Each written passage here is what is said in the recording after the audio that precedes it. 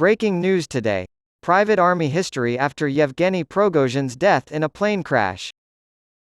Exactly 2 months after leading a brief and unsuccessful mutiny against President Vladimir Putin, reports have surfaced that Yevgeny Prigozhin, head of Russia's Wagner mercenary group, was killed in a plane crash northwest of Moscow.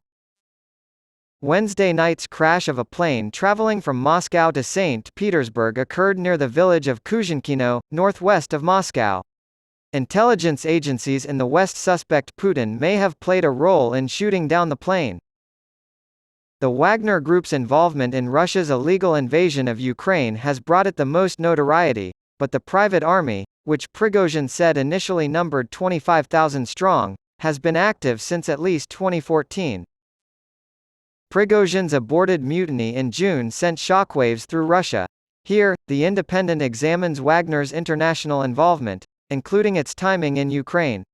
A wealthy businessman known as Putin's chef for his catering services to the Kremlin named Prigozhin claims he founded the group in 2014, and that it participated in Russia's invasion and annexation of the Crimean Peninsula from Ukraine. Wagner forces have been supporting pro-government forces and oil fields in the Syrian civil war since at least 2015. Increased surveillance has revealed the group's presence in several African countries, including Libya, Sudan, the Central African Republic, and Mali. After Russian losses had begun to slow the pace of the initial assault, on 28 March 2022, just 1 month into the Kremlin's invasion, the British Ministry of Defence, MOD, reported that Wagner had been deployed in Ukraine. However, there are rumors that they were involved right from the start of the invasion on the 24th. According to military analyst Nicholas Drummond's comments in The Independent, Wagner was involved from the start, but the group started to become a key player when the initial assault ran into difficulty. By the end of March, it was plain to see that something had gone terribly wrong with the invasion. Troubles arose, and Putin called on Prigozhin to fix them, while Wagner filled in the blanks. Prigozhin has pleaded with Putin to declare victory and inform the Russian people that the country's special military operation had been successful.